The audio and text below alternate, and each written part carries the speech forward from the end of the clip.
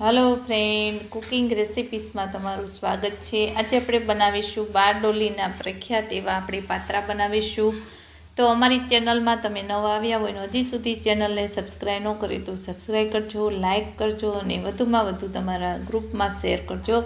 તો ચાલો આપણે બનાવવાનું ચાલુ કરીશું। તો અહીંયા અજમા લીધા છે, સિંગ, ગરમ મસાલો, વરિયાળી, તલ, આખા ધાણા, ગોળ, આંબલીનું પાણી, આ બધા મસાલા છે આપણે એને એડ કરીશું। તો એક બાજુ સાઈડમાં મૂકી દઈશું। તો આપણે મસાલો છે તેનો એકદમ સરસ એવો વાટી લેશું। તો અહીંયા અડધી ચમચી જેટલી વરિયાળી છે, અડધી ચમચી જેટલું જીરું આખું અને 1 ચમચી જેટલું આખા ધાણા છે તેને આપણે અધકચરા એવા વાટવાના છે। તો આ જે પાત્રા બનાવીએ એમાં આપણે આ કચરો મસાલો છે તેને એડ કરીશું। તો એનાથી બહુ સરસ એવા ટેસ્ટી અને સારા એવા બને છે। તો આપણે એને વાટી લઈશું ખરલમાં।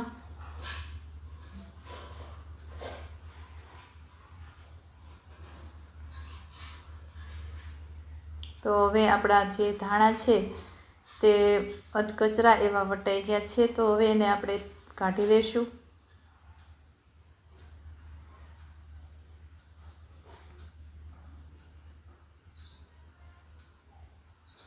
તો તમે જોઈ શકો છો આવા અધકચરા આપણે જે ધાણા, જીરું અને વરિયાળી છે તેને એક બાઉલમાં કાઢી લઈશું।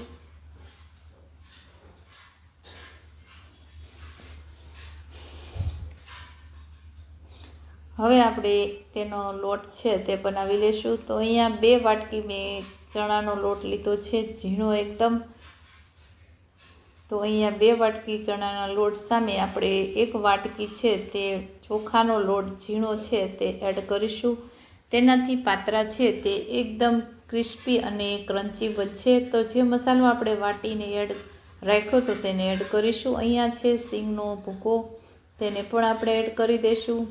તલ 1 ચમચી જેટલા, અડધી ચમચી ગરમ મસાલો, અહીંયા મેં બાદશાહ મસાલો લીધો છે, તમે કોઈ પણ વેરાયટીનો મસાલો લઈ શકો છો। તો અહીંયા અજમા નાખવા ફરજિયાત છે, અજમા નાખવાથી સારો એવો ટેસ્ટ આવે છે।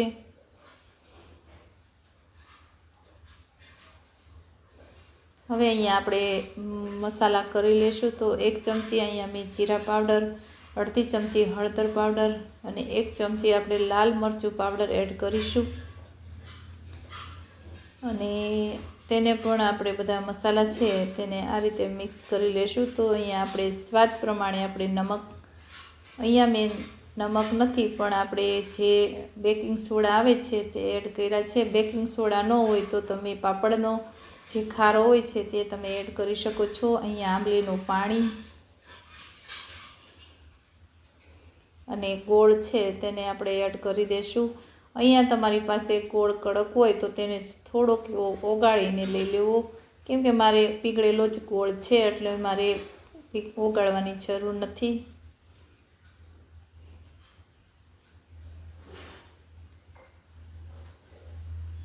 હવે અહીંયા અડધી ચમચી જેટલી આપણે હિંગ એડ કરીશું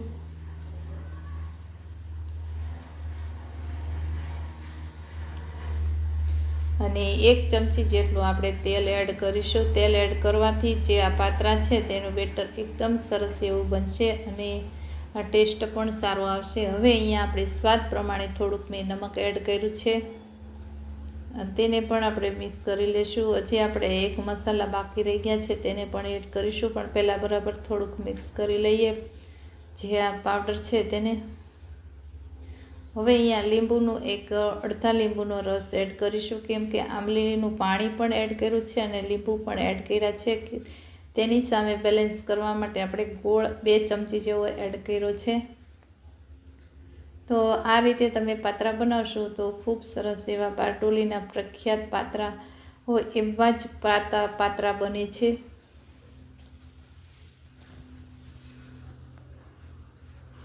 તો આ બધો લોટ કોરો છે તેને મિક્સ કરી લીધો છે। તો હવે અહીંયા આદુ લસણની પેસ્ટ છે તેને મેં એડ કરી છે, તમે લસણ ન ખાતા હોય તો સ્કીપ કરી શકો છો। હવે તેને પણ આપણે બરાબર મિક્સ કરી લેશું અને હવે જેમ પાણીની જરૂર પડશે એમ આપણે એડ કરતા જશું. આ લોટ છે થોડોક કડક હોય છે, એકદમ ઢીલો બાંધવાનો નથી, કેમ કે આ લોટ થોડોક હાર્ડ હોય તો જ આપણા પાત્રા છે તે ક્રિસ્પી અને કુરકુરા એવા બનશે.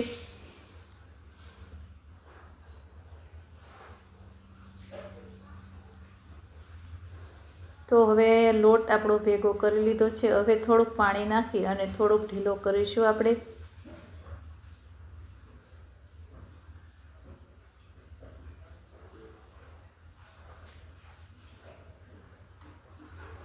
તો તમે જોઈ શકો છો લોટ આપણો સરસ એવો બંધાઈ ગયો છે. તો હવે આ લોટ છે તે આવી રીતે પહેલાં બાંધી લેવાનો છે અને પછી આપણે પાણી નાખી અને આપણે થોડોક એવો ઢીલો કરીશું, કેમ કે આ લોટ છે તે પાત્રામાં લાગશે નહીં. એટલે થોડુંક પાણી 2 ચમચી જેવું પાણી એડ કરીને આ રીતે હાથથી મસળશું એટલે લોટ છે તે આપણો ઢીલો થઈ જશે.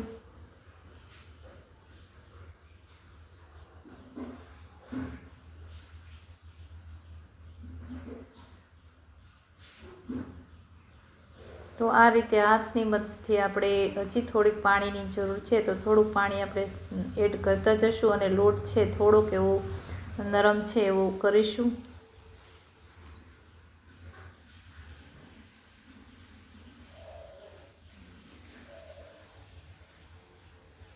હવે તમે જોઈ શકો છો આપણો લોટ સરસ એવો મિક્સ થઈ ગયો છે અને આ રીતે આપણે ચમચી છે તેને રાખવાની છે. તમે ઊંધી રાખશો તોય લોટ પડશે નહીં, એવો લોટ આપણે કડક રાખવાનો છે.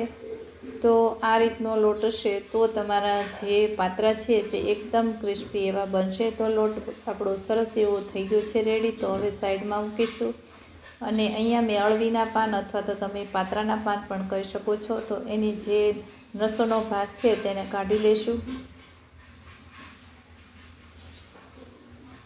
ચપ્પુની મદદથી આ રીતે બધા પાનમાં આપણે નસોનો ભાગ છે તેને કાઢી લેશું અને પછી આપણે એમાં જે લોટ છે તે આપણે એને લગાવતા જશું. હવે તમને સાઈડમાં થોડીક નસો વધારે દેખાય તો આ રીતે તમે કાઢી શકો છો.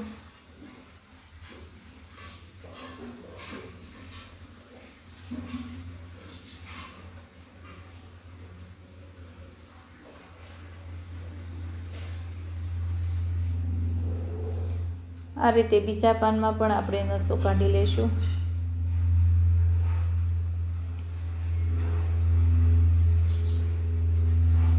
અહીંયા પાન થોડા કૂળા છે એટલે નસો બહુ જાડી હોતી નથી. જાડી હોય તો તમારે આ રીતે કાઢી લેવાની બધી.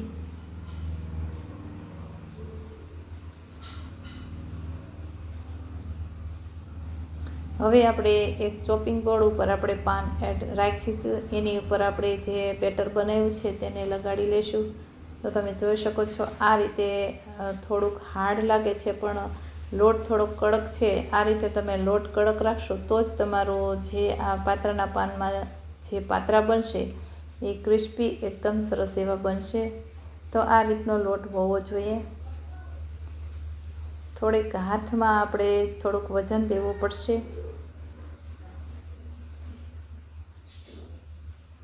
તો આ તળતી વખતે આ પાત્રા ખૂબ સરસ એવા ક્રિસ્પી બને છે.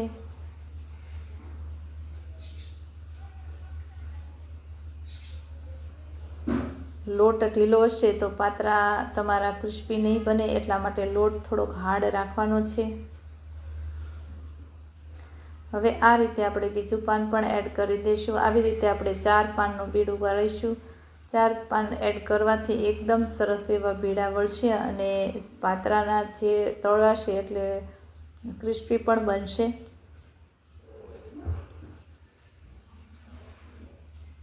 અત્યારે ચોમાસાની ઋતુમાં પાન અળવીના ખૂબ જ પ્રમાણમાં માર્કેટમાં આવતા હોય છે અને ઇઝીલી તમને મળી જાય છે અને 10 રૂપિયાના કાંક 10 નંગ હોય છે. તો આ રીતે તમે માર્કેટમાં મળી જશે તમને.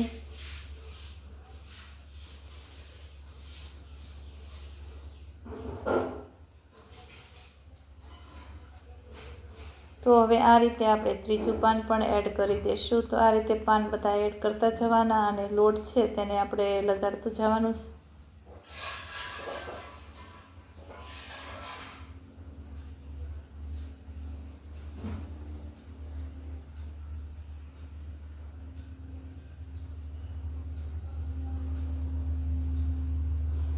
અહીંયા આ રીતે એકદમ આછો એવો લોટ લગાડવાનો છે, બહુ દળવાળો લોટ નથી લગાડવાનો, તો તમારા પાત્રા છે તે ક્રિસ્પી નહીં બને. એટલા માટે આ રીતે આપણે થોડો થોડો લોટ લગાડીશું. આખા પાનમાં લોટ લગાડી દેવાનો છે. હવે અહીંયા મેં 3 પાનનું બીડું વાળવાની છું, કેમ કે વધારે જેમ તળાશે તેમ ખુલી જશે, એટલા માટે આપણે 3 પાનનું વાળીશું. તમે 4 પાનનું અથવા 5 પાનનું પણ તમે વાળી શકો છો. તો બંને સાઈડ આપણે લોટ છે તેને લગાડી લઈશું. અને રોલ છે તે એકદમ ટાઈટ વાળવાનો છે, ઢીલો વાળવાનો નથી. તો વચ્ચે તમારે થોડોક એવો ગેપ પડશે, એટલે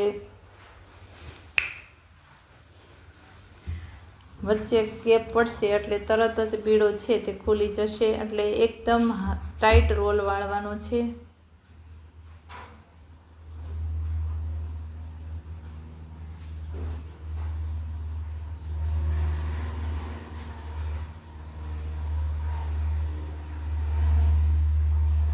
તો અહીંયા રોલ એકદમ સરસ એવો ટાઈટ વળાઈ ગયો છે. અને જે આપણી ચપ્પુ છે તે ધારદાર હોય એવું લેવાનું છે, એટલે જે પાત્રા છે કટિંગ કરતી વખતે આપણા વિખાય નહીં તેનું ખાસ ધ્યાન રાખવાનું છે.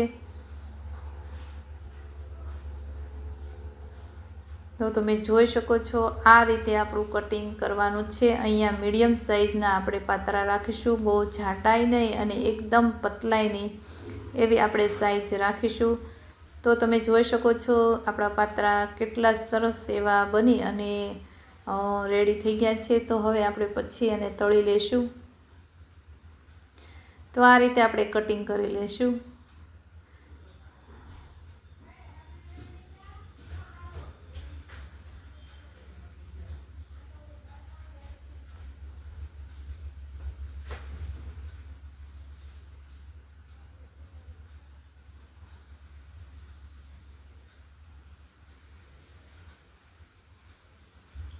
તો તમે જોઈ શકો છો પાત્રા એકદમ સરસ એવા કટિંગ પણ થઈ ગયા છે. તો હવે અહીંયા નોનસ્ટિક આપણે પેન લેશું. એમાં એકદમ સરસ એવું હલકું ગરમ તેલ થાય એટલે આપણે પાત્રા છે તેને એક એક એડ કરતા જશું. અને પાત્રા તેલ ખૂબ ગરમ થવા દેવાનું નથી. 5 થી 7 મિનિટ જેવું આ પાત્રા છે તેને કૂક થતાં વાર લાગશે. અને ગેસની આંચ એકદમ સ્લો રાખવાની છે. હાઈ રાખશો એટલે તમારા પાત્રા ક્રિસ્પી નહીં બને અને કુરકુરા પણ બનશે નહીં. એટલા માટે અને તળતી વખતે આ પાત્રા છે થોડાક ફૂલી જાય છે. તો ફૂલેલા પાત્રા હોય છે તો બહુ સરસ ટેસ્ટી બને છે. તો અહીંયા મેં ગેસની આંચ એકદમ સ્લો રાખી છે અને ધીમા તાપે જ આપણે એને થવા દઈશું.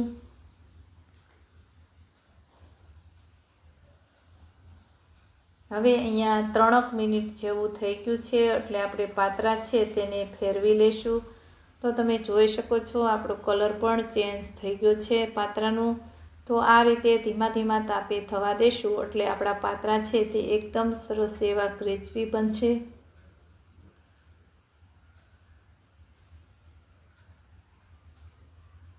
આ પાત્રા ઇઝીલી આપણે માર્કેટમાંથી મળી જાય છે, રેડીમેડ પણ તમે ઘરે બનાવશો તો એકદમ સહેલા અને શુદ્ધ તેલમાં આપણે બનાવતા હોઈએ છીએ. એટલે બાળકો અથવા મોટા ગમે તે ખાય તો પણ બીમાર પડતા નથી. અને ગમે તે ઋતુમાં આપણે આ પાત્રા બનાવીએ છીએ. વધારે આપણે ચોમાસાની ઋતુમાં જોવા મળે છે. તો અહીંયા પાત્રા પણ સરસ રેડી થઈ ગયા છે.